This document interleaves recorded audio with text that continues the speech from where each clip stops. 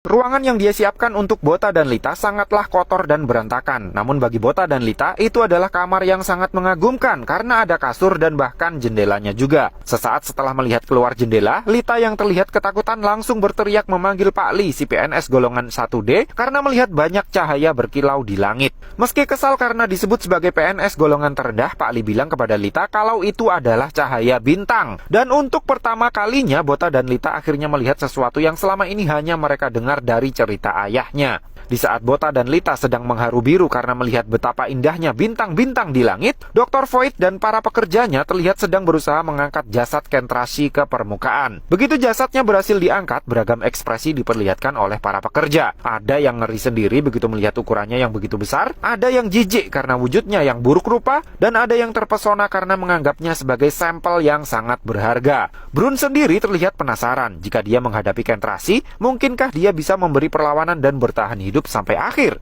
Dr. Void kemudian bilang, selama ini umat manusia sudah terlalu acuh dengan keberadaan para monster lautan itu, dan sebagai seorang ilmuwan, Dr. Void merasa perlu untuk melakukan riset dan mengungkap misteri terkait mereka. Lalu, seolah tidak peduli dengan ambisi Dr. Void yang mungkin baginya terkesan tidak realistis, Brun malah sibuk mencari-cari Kana yang tidak kelihatan di TKP. Kananya sendiri ternyata sedang pergi ke tempat seorang empu untuk mengecek keaslian pedangnya Bota. Dan si empu bilang, fix, itu adalah asli pedang seorang harpunis. Begitu si empu sudah mengkonfirmasinya karena akhirnya yakin kalau itu memang pedangnya sang Leviathan Slayer, sang harpunis legendaris bintang 6 yang bernama Theonma. Tapi bukannya senang, karena justru memperingatkan si empu kalau banjir darah mungkin akan segera terjadi. Bota dan Lita tidak boleh tinggal di Perserikatan Busan. Di saat yang sama, Bota terlihat masih menatap bintang-bintang di langit sambil memeluk Lita yang sudah tertidur lelap. Kata orang, sekarang mereka bisa tidur pulas karena para harpunis akan selalu ada untuk melindungi mereka. Namun entah kenapa, Bota justru tidak bisa tidur di malam itu.